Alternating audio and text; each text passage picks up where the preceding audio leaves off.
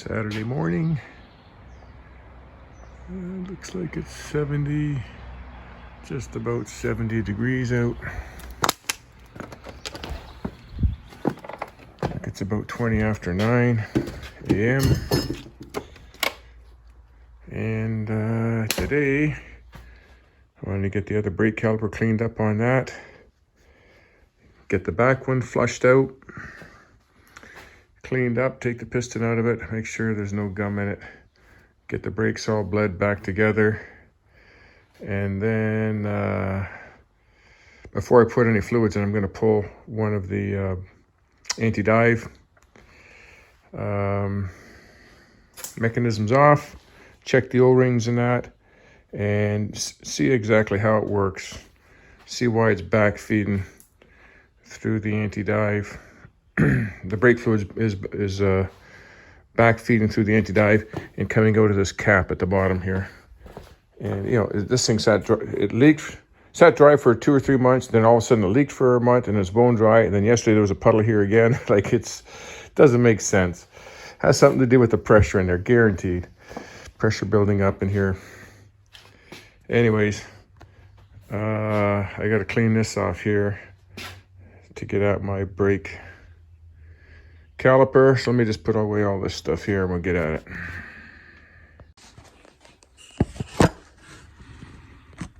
Okay, let's get started on this.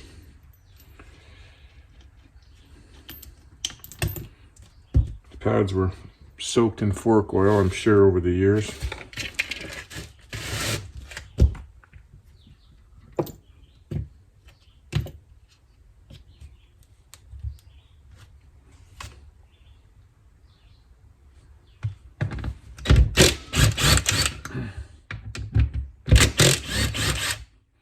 The front brake caliper, 14mm bolts.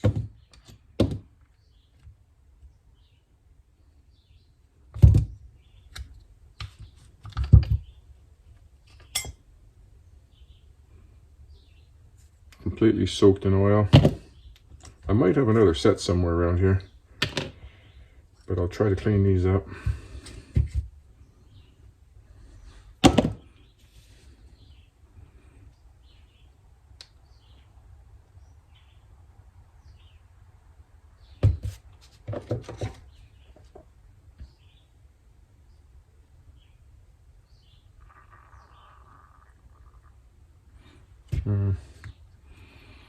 Somebody's just put the cotter pins in there.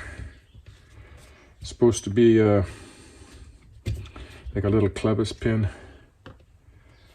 so that's wrong. Like this one here.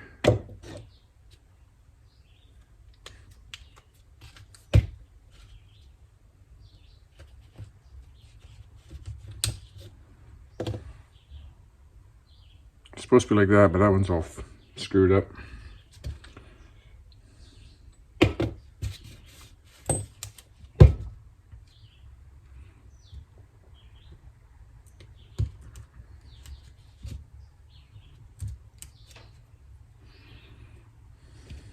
I should have ordered a rebuild kit.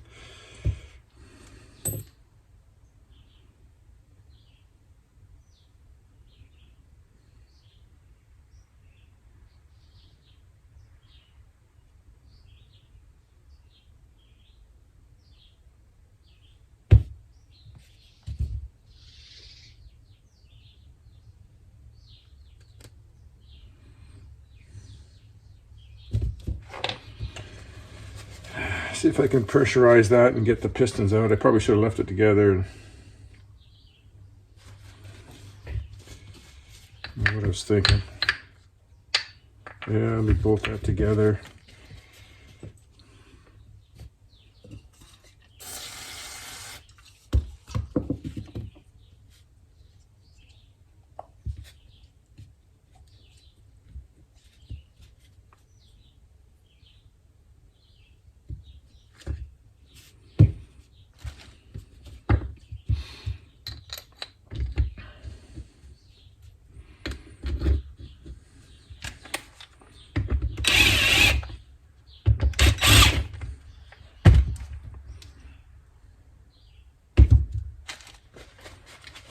Get some air pressure.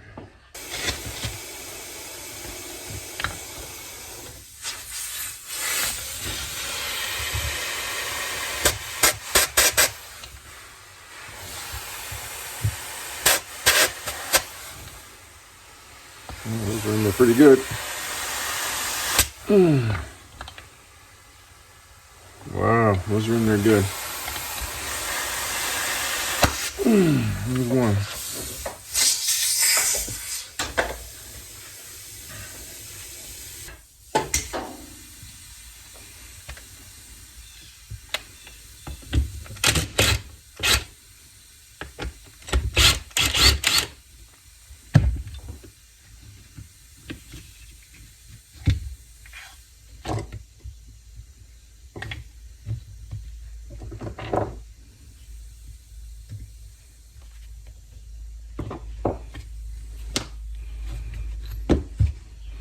I'll get this one all cleaned up. You can see the sludge in there.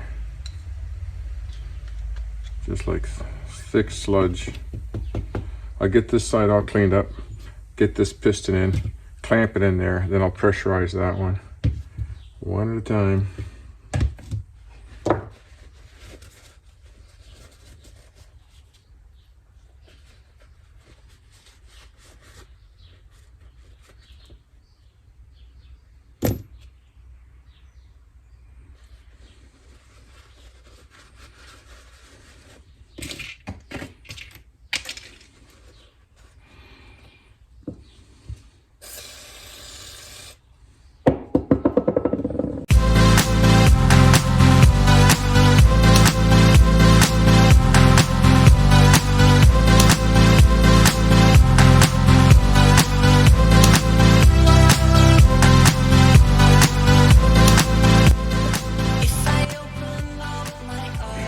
Sometimes though, you gotta be careful with put the brake pads in lacquer thinner that it might dissolve the glue holding the pad to the steel. So if it gets loose, you gotta get new pads. I'm just gonna soak them for now. And I think I got a set of pads around here somewhere because I've done so many Yamahas. I'm sure I got some good pads somewhere. Okay, now let's see if I can salvage the O-rings out of this one. Usually you can. If I can't, then this job's going to be postponed again while I order a new one.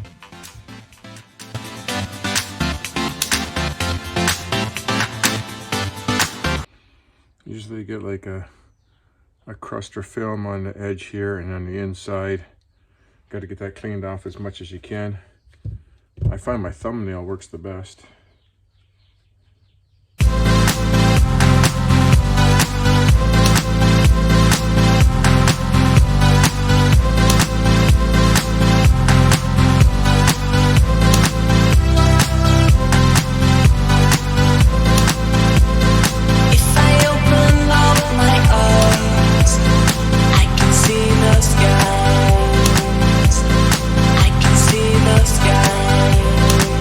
See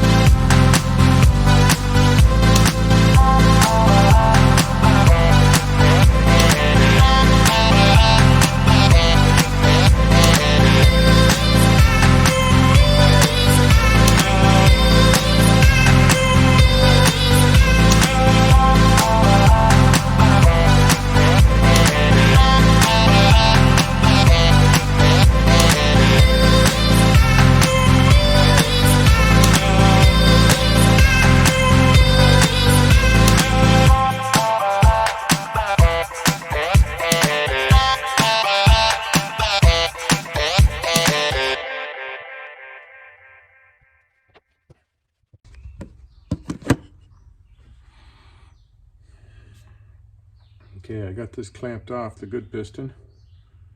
I'm gonna blow out that one.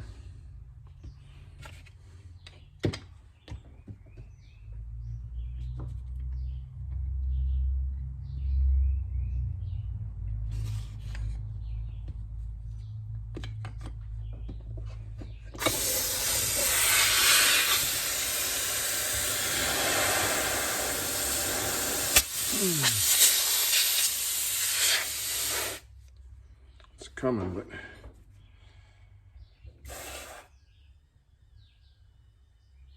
the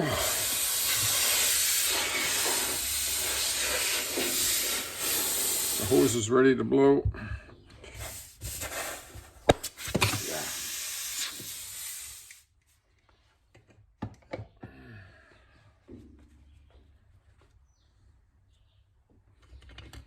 Okay, she was seized in there good.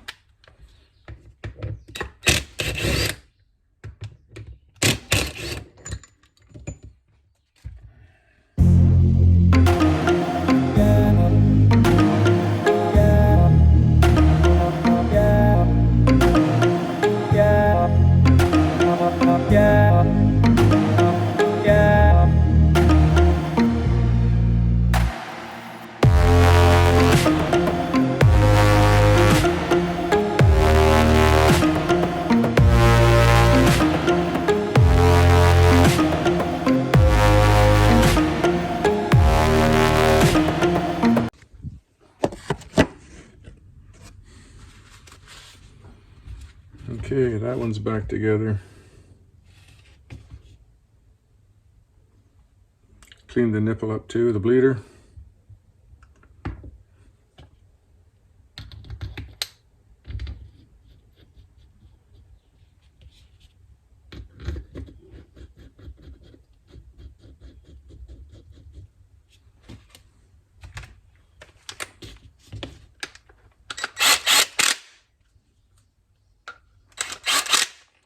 I can check the torque on those when I get it back on the bike.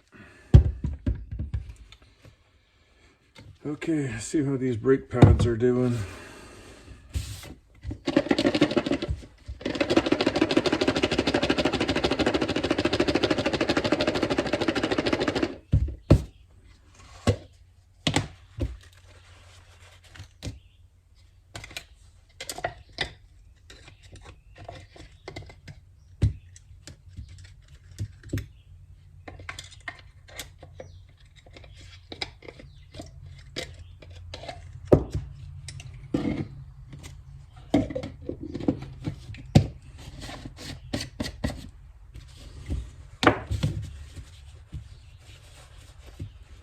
Takes all the paint off.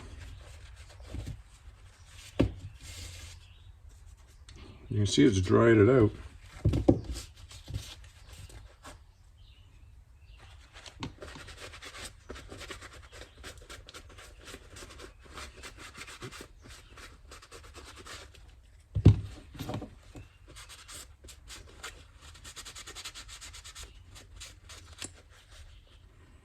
It's sucked the oil right out of it, it's dried it out. And it doesn't seem to have hurt the glue.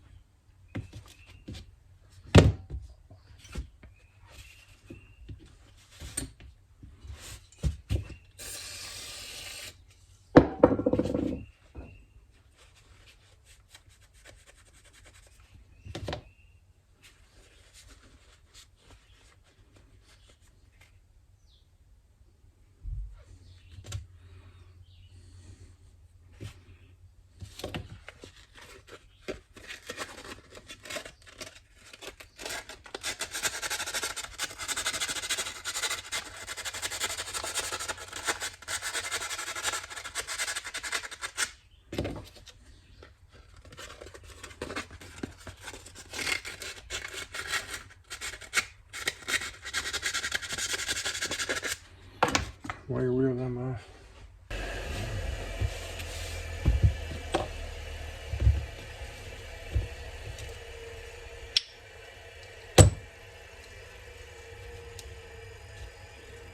So let's see which part's out, which part's in. Well, that's the out part, so that's where you want the clips. There.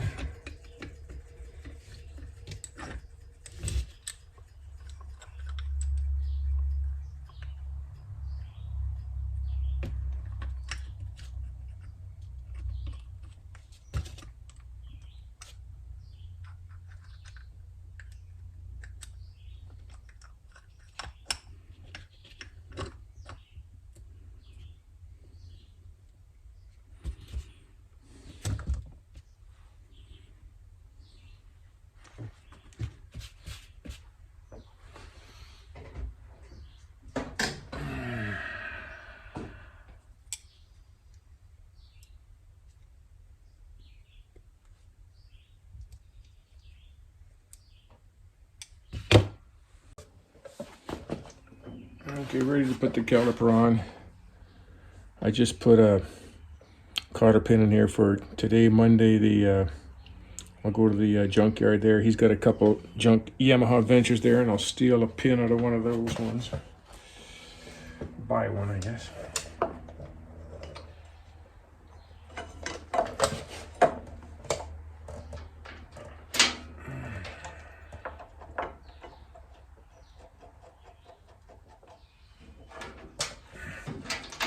These bolts here are 25 foot-pounds torque.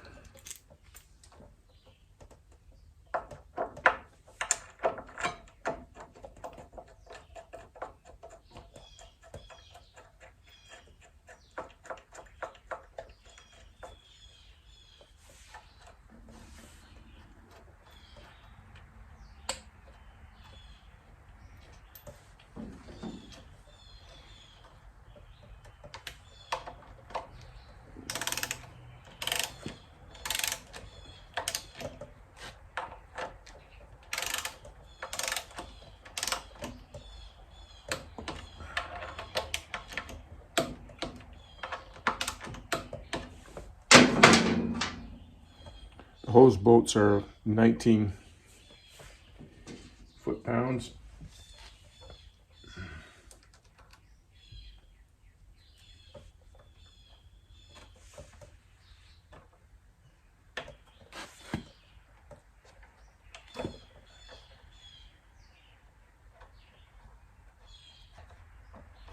Oh yeah, this is a double fitting. I gotta put the other hose that goes from here to there on. Okay, get that hose right here.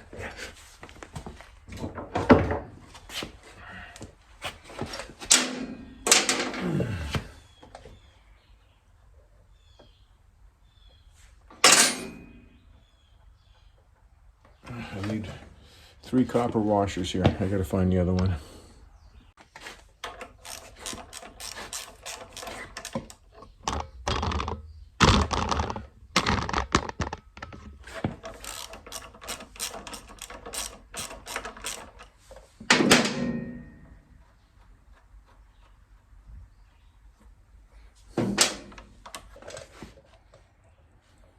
According to the manual, there's a piston in there, and there's an O-ring on that piston, and it can't be replaced. You got to replace this whole unit, which obviously you can't do 40 years later.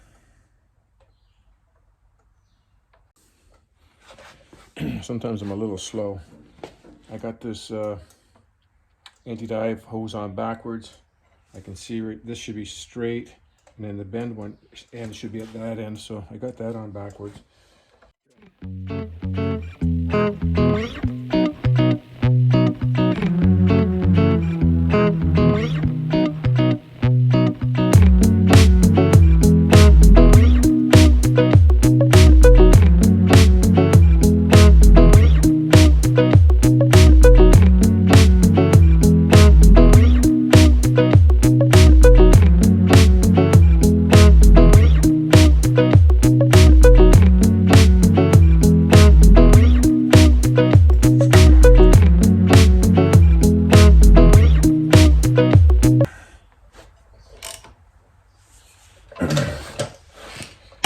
Got the screw out, pretty much drained everything out of it now. Wasn't very much left in it. So there's a piston that sits inside here in this anti-dive. And when there's brake pressure, it pushes the piston down and restricts the flow on the fork. What's it called? I can't think of the name of that. The valve in here anyways, it's another name for the valve. Damper, the fork damper in here. So that restricts the air, the oil pressure. When you hit the brakes, kind of locks it up or restricts the oil flow. If it's wide open, the forks just go down and the oil just flows back and forth, but it kind of restricts the shock. So right now, I've had no brake pressure on this for over a year. The brake lines are right off it. So that piston has slowly returned to the top, like it's popped to the top. And it's crossed over that little vent hole in there. It's accessed that vent hole. So the fork oil is coming down in here, weeping into here, and then it's slowly dripping out of that fork oil. But there's a vacuum in the tube, so it can't drip very much, just a couple drips. But then, you know, I turn the furnace on or heat it up, and then it expands, puts pressure on it, blows a little bit out, cools, it shrinks. Shrinks down a little bit, sucks air in again. It's cold, hot in here all the time. So that's what's going on. So here's the lesson to be learned about this.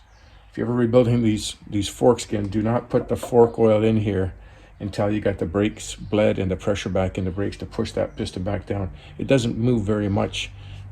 I don't even think a quarter of an inch, maybe 3/16 of an inch, something like that. It doesn't move very much.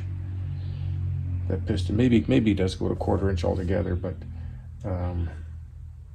so that's the issue there. That piston is sprung back up and it's opened up that little air vent valve for the oil to get out of. Okay, so I'm gonna drain the other side, put the other brake line on. I'm gonna get the brakes all bled first, and then I'll refill up the oil. That's the deal.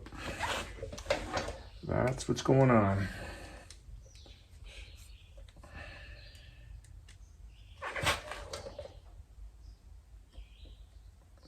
The O-rings were in good shape. It's not the O-rings.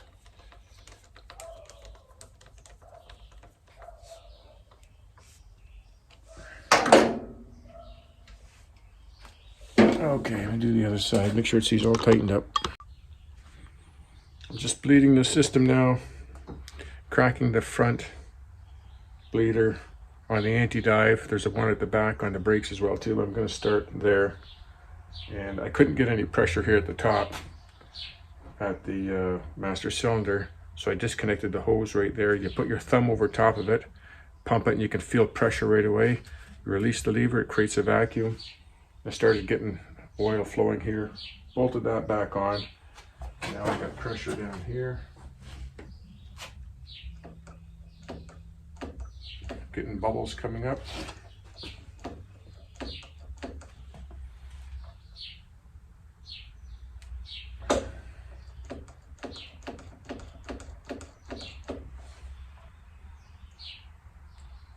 I'm getting oil and air coming out of there.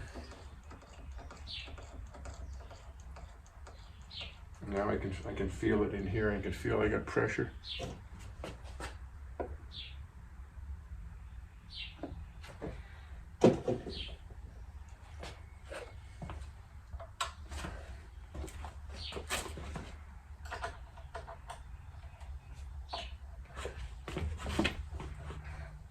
got oil and air coming out of that one. Now I'm going to try the other side.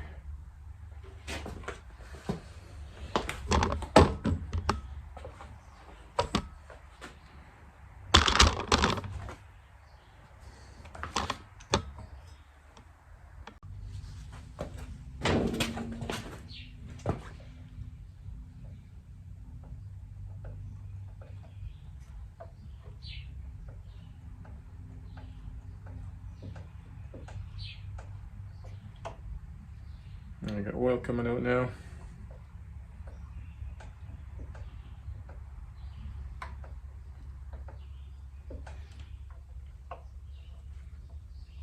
Now I'm going to do the brakes.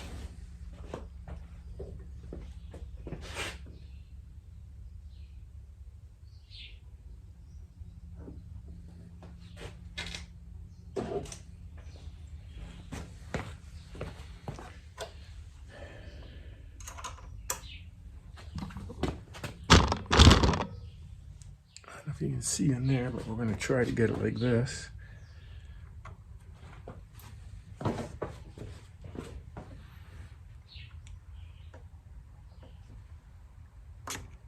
Big glob of air.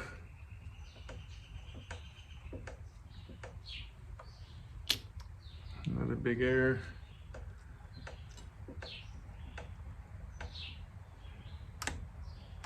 Got oil. Now I'm going to do the other side.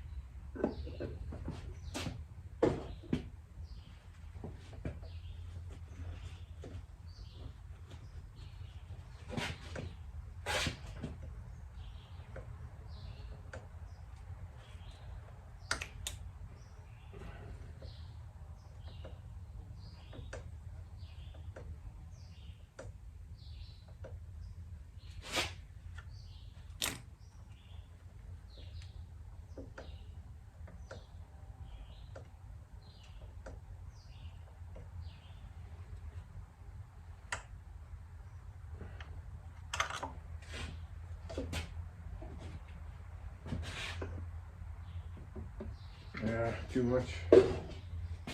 Pissing out everywhere.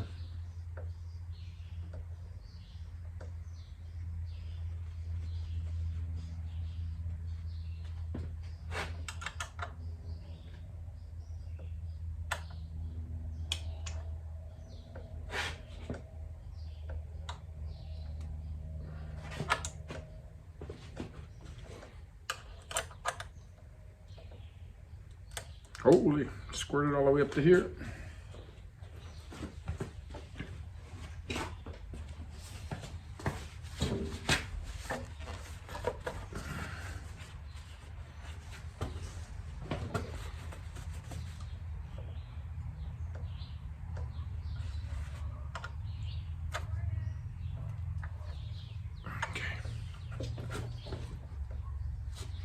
I got good brake pressure up there now. I'm just going to bleed this one more time. Solid stream there. Do it one more time. Solid oil flow there and here. Do the other side one more time.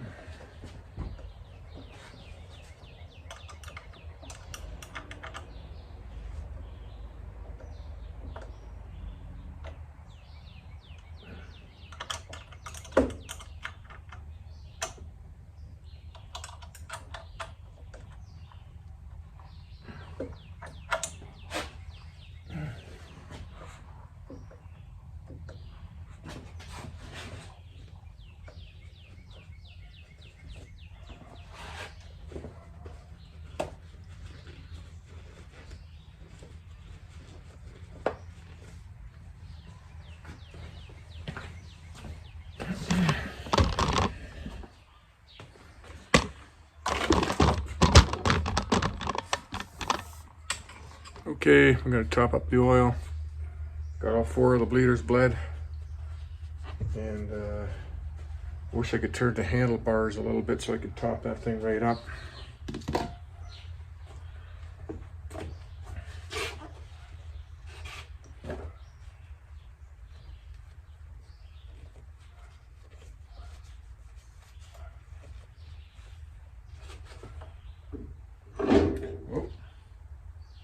go, get a little bit more in it.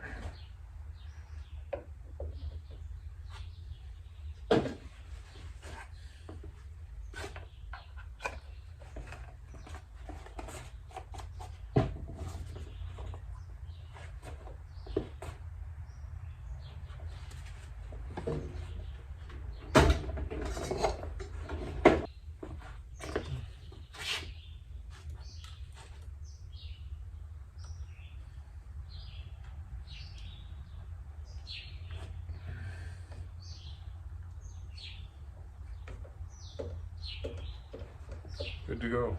Now I just gotta do the back brakes, top the oil up, and that bike's done. So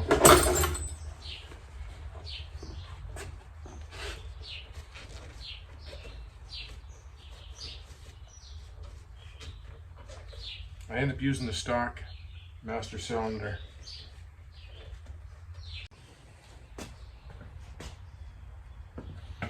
I'm just gonna wash this caliper out. It's pretty scratched up, so I might paint this one.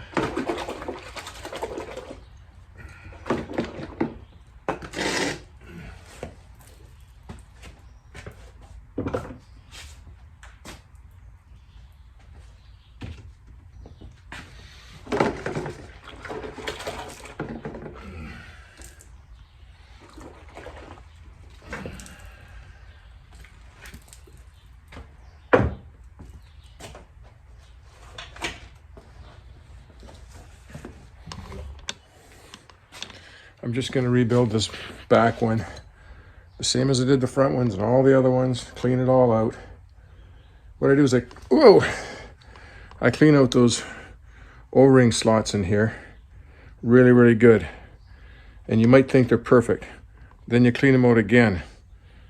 And then you still might think they're perfect. Then you clean them out again. I do them 3-4 times. And then the final pass with a rag and some brake cleaner, and we'll give them a good wipe inside those grooves with a pick. And if nothing comes off on them, then you know you got it clean. But when you think you got them clean them 2 more times. Okay, I'm going to finish that, get that bolted together. The front brakes are all done. They're all bled. It's ready for the fork oil, but I'm going to hold off on that till I get the back ones done here. Okay, I got that all back together, all cleaned up. It wasn't nearly as bad as the front ones, but I'm just noticing now that I don't see that that little diaphragm that goes in here. Stops the pucks from rattling. And I gotta go watch my previous video when I pulled it off, if it was even in there. I got a feeling it wasn't. I don't see it anywhere. Like, I don't think I took it off over there. I took it off on the bench here, so it's not on the bench. If not, if I can't find it, I gotta go to the junkyard, get one of these pins, get one of those, and then do the front forks. I need some more .5 brake fluid anyways, pretty much out of that. So that's it for right now. One more thing I forgot to check on this bike was the rear end oil. I don't think I changed it. It looks pretty dirty down below, so.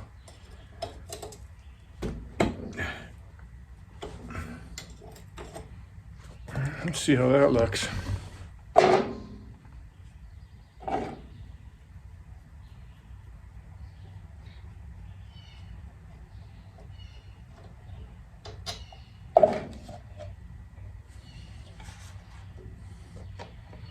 Just looks old, doesn't look too bad at all.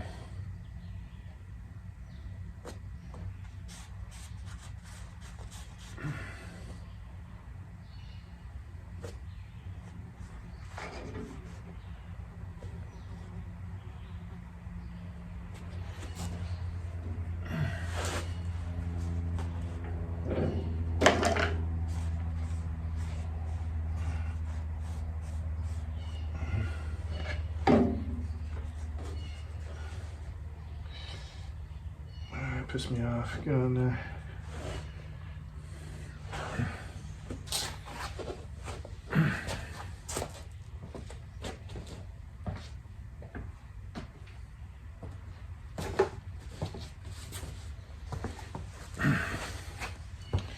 These you just fill up to the bottom of the lip in here.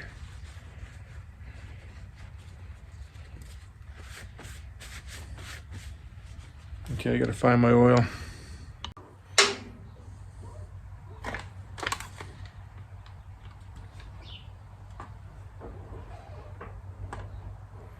Right to the bottom of the threads. Usually I overfill it and I think I let it piss out for a minute or two, but that's pretty close right there.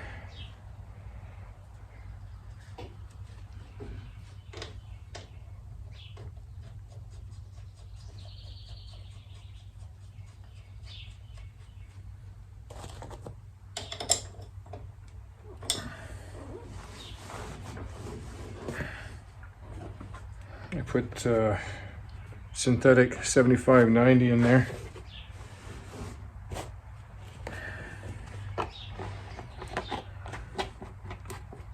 Okay, that's it. Okay, it's Sunday morning, and I'm going to finish this video up here, and I'm going to make another one just on the anti-dive system. So I got the back brakes in here, and I actually got them bled, but I'm out of that brake fluid, so I don't want to bleed it anymore. So I'm gonna get some .5 tomorrow. I called around today. The cheapest I could find is $30 for like a little bottle. It's gone way up in price. Yeah, and I got to get the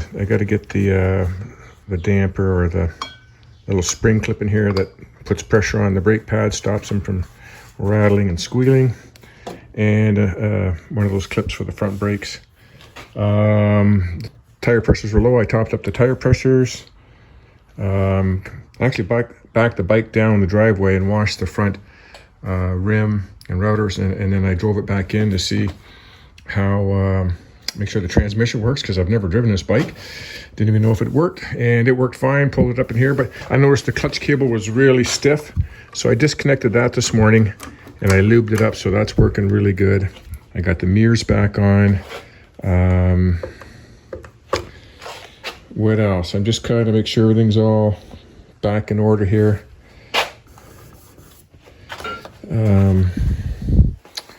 So yeah, I think that's it for now. And I'm going to do another video very shortly, because it's pretty much made. This video was getting too long, and I want to do one specifically on the anti-dive system for the Yamaha Secas. And they had them, the Yamaha Ventures had them as well too. And I started to do a video about it yesterday, and I've been reading a lot more about them, and I'm just going to do a whole separate video on it. There is one other video on YouTube about a Yamaha Seca, the anti-dive system, and the guy just replaces the two O-rings in there. That's it. Didn't even take it apart. But there is information on the internet how to take it apart, what to look for, replace the O-rings, and I've already done that on that side. So I'm going to do a video of doing it on this side. I'm going to have to drain the fork oil out of this one again, and do it all over again, do it right. So some guys will block them off. They'll put a plate in there and block it off, and then you lose all your dampening. You're just relying on your spring.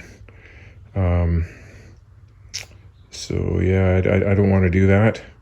And in the old forks, you'd have a fork damper at the bottom, and it would restrict the oil going through, give it some sort of restriction. So I don't know if you put a plate on there on this one. I don't think that there's a damper inside this fork tube that'll help you there. It'll just be really rigid forks. So I don't want to put that's what a lot of guys do. They'll put a plate on front of this and block it off. I don't recommend that. I'm going to try to fix this as best I can. And I found the problem on that one over there, and I'm going to rebuild this one and show you how it's done. That's in the next video. So that's it for now. Thanks.